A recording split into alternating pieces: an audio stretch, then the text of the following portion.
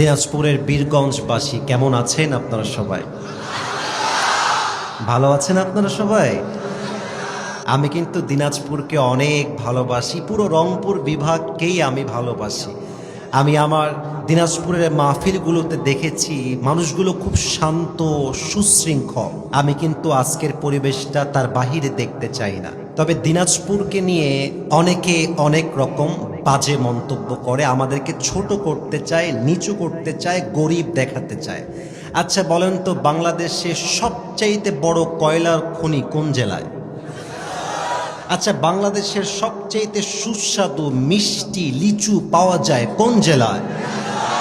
তো যেই জেলায় রয়েছে কয়লার খনি, যেই জেলার মানুষ আমাদেরকে খাওয়ায় মিষ্টি লিচু, ওই জেলার মানুষ আর যাই হোক না কেন খেত আর গরিব তো হতে পারে না দিনাজপুরের ভাই।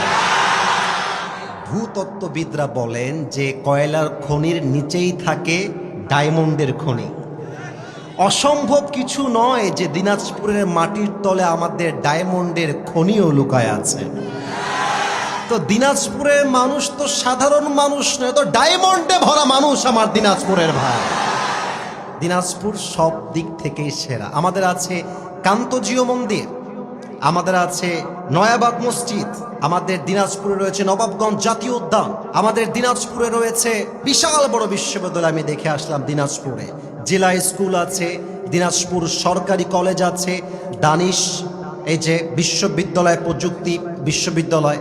আমাদের দিনাজপুর তো কোনো দিক থেকে কম নয়। ইভেন পুরো বাংলাদেশ থেকে যেই জেলাতে মানুষ বেশি পিকনিক করতে আসে তার নাম দিনাজপুর স্বপ্নপুরী আমার যুবক ভাই।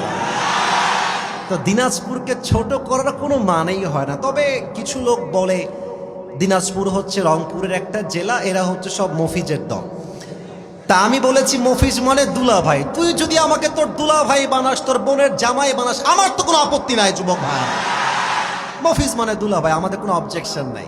এবং মাথায় রাখবা, এই মফিজরা বেঁচে না থাকলে দেশটা সেকেন্ড টাইম স্বাধীন হইতে পারতো না। আরে রংপুর বিভাগের মফিজ আবু সাইদ বুকের তাজা রক্ত দিয়ে প্রমাণ করেছে রংপুরবাসী কাপুরুষের সন্তান নয়, সব বীর পুরুষের সন্তানেরা।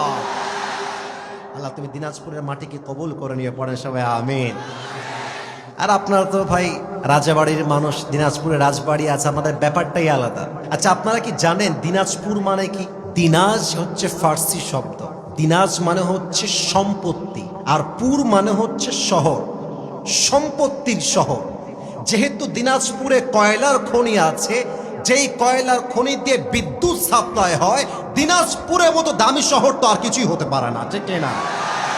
আরেক জায়গায় আসছে দিনাজ হচ্ছে একজন বাদশার নাম, আর পুর মানে শহর। দিনাজের শহর, উনি একজন নামকরা রাজা ছিলেন, আবার রাজা পরিবারের সন্তান। অতএব কথা যখন বলবেন বিড়ালের মতো ম্যান ম্যান করে নয়, বাঘের মতো গর্জন দিয়ে কথা বলতে হবে।